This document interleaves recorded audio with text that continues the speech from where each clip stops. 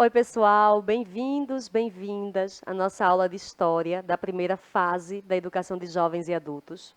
O meu nome é Yolanda, esse é o meu sinal.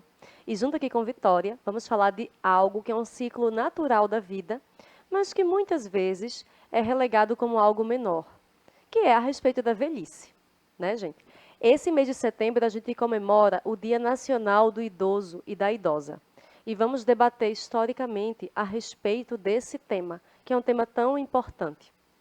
A gente pensar a respeito da velhice é pensar em um ditado que até pessoas mais velhas costumam falar brincando, mas que é verdade, que é que quem não quer envelhecer morre.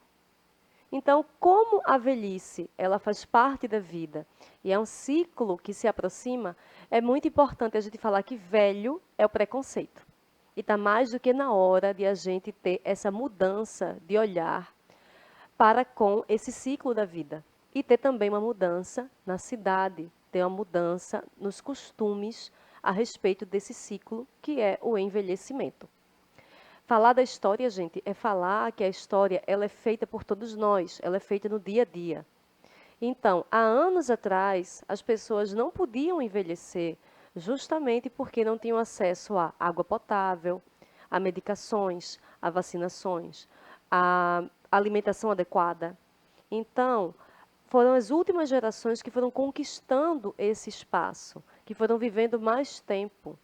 Quando se criou cura, tratamento para várias doenças, então as pessoas estão envelhecendo.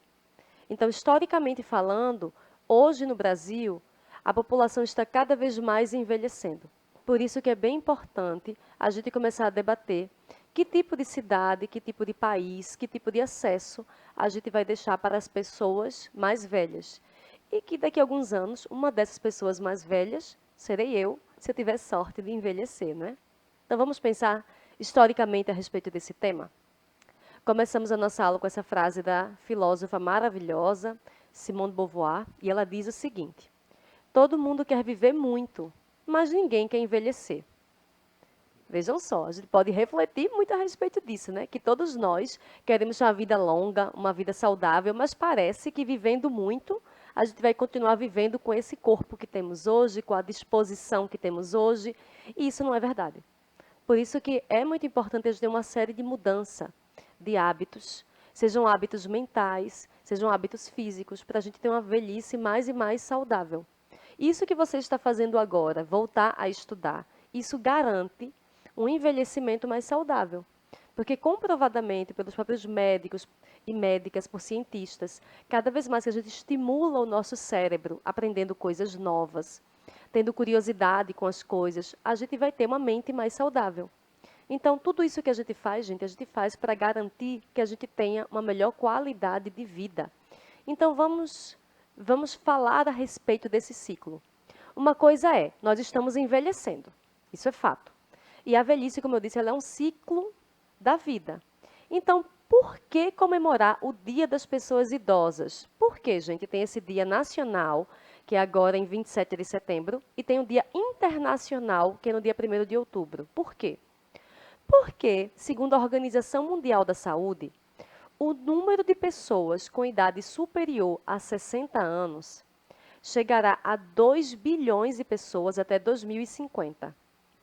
E aqui no nosso país, falando aqui no Brasil, em 2030, deve ter mais idosos do que adolescente, ou seja, está bem perto. Daqui a 8 anos em nosso país, vai ter mais pessoas idosas do que adolescentes. Então, falar a respeito disso é falar que políticas públicas, elas são urgentes.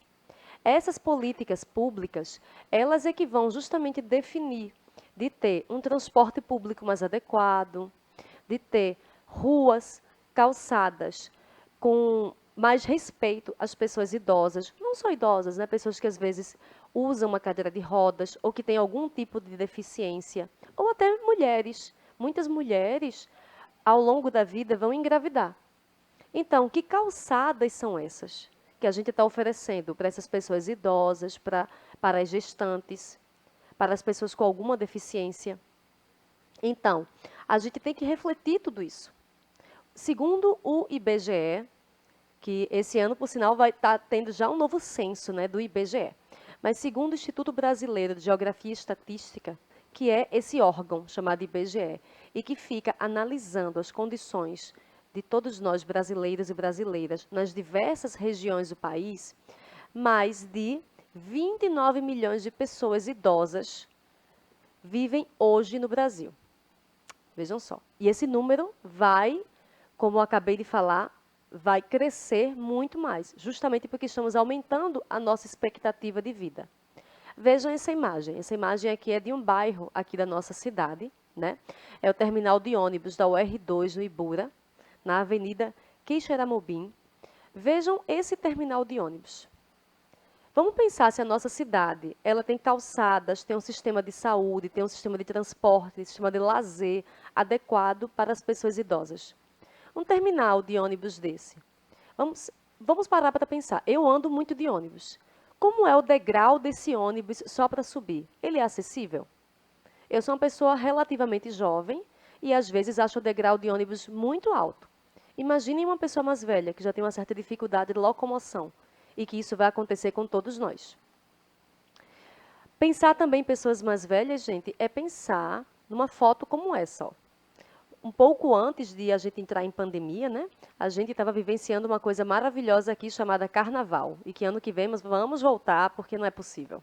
Enfim, o Carnaval está aí essa foto da 19ª edição do Baile Municipal da Pessoa Idosa. Isso foi em 2020. E a Prefeitura do Recife quem ofereceu?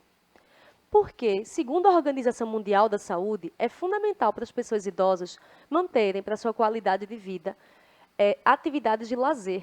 Então, envelhecer é um ciclo natural. Envelhecer faz parte da vida. Mas ter acesso a lazer, ter acesso a uma cidade, com, como eu falei, um bom calçamento, com um bom transporte público, é fundamental para o respeito para com as pessoas idosas. E daí eu deixo para vocês esse exercício de imaginação.